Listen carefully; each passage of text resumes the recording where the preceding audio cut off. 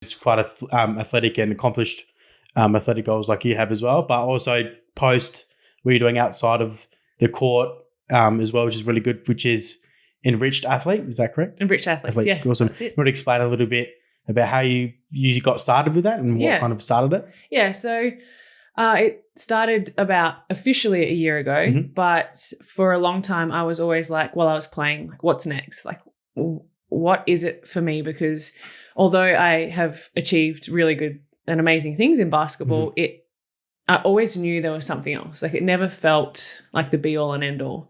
So I was just trying to figure that out. And I think I fell into it in that I always wrote a journal. Okay. And I always was like a deep thinker and always thinking about, why am I struggling with confidence? And I didn't have anyone around me. I had one mentor who really helped me, but it felt like it was a missing piece, like the mindset type stuff. Yep. So then I was like, well, I've got all these writings. I've done all this work on myself. I can help other athletes with that. And that's how it was born. Wow. Yeah. So just kind of giving back almost to the younger generation coming up. Yep. Just wanted them to realize that, or to help them with the areas that I struggled in. I saw a big gap and it didn't make sense to me because we all know how important our minds are, but it's just not trained. Like, we're training our physical body so well, but we're missing the biggest piece of the puzzle. And that's why we're seeing a lot of mental ill health, especially in athletes, but also in our wider population of just young people.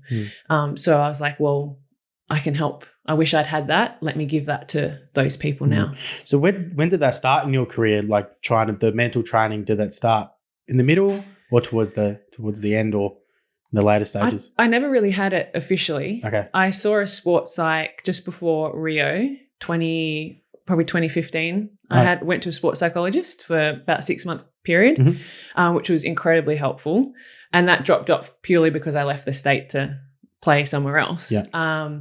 And so other than that, it was just me I felt like I struggled through it. Like, I stumbled my way through. Yeah. And I'd look at other athletes, especially on the Australian team, and I'd be like, you're so confident. Like, what's wrong with me? Why aren't I as confident as you?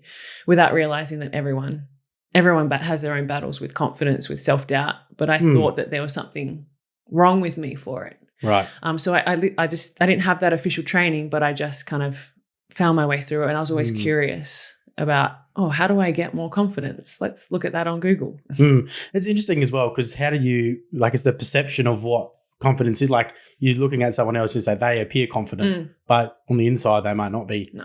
And it's just how you kind of, how you present it out into the world. Absolutely. Is what's kind of fascinating, what makes other people think, and then you all kind of internalize it too much. Why are they? Why aren't I? Exactly. And we're always coming from a place of scarcity. Like, I'm not enough. I'm not good enough. I'm not confident enough. They are. We're always comparing ourselves to others, and we're always finding the faults in us too easily, missing the good things, the strengths. Yeah. Like, I would at times feel like I wasn't allowed to say I was an Olympian. Like, this is even after the Olympics. Like, I didn't have the right to call myself an Olympian because we didn't do very well at the Olympics, like the history of the Opals team. Okay.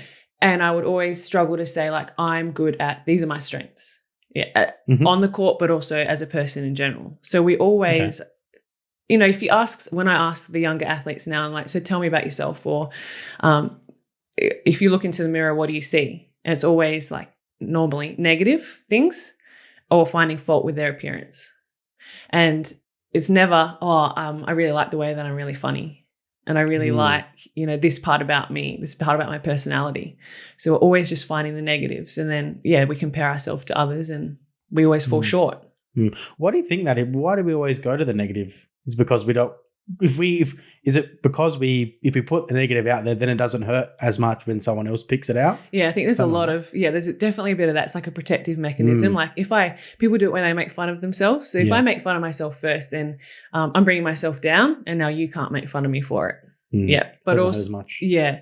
But also I think our default is to come from a place of those beliefs that hold us back, the things that are wrong with us that make us unviable, unlovable in the world. And we're kind of taught that from a very young age. as this is what's wrong with you. This is why you're not loved, or this is why you're not accepted. Go and fix that. There's something you need to fix about yourself. We always feel that, but we forget that we don't need to fix anything about us. We're perfect. We're not even perfect. We're the way we're supposed to be in every moment.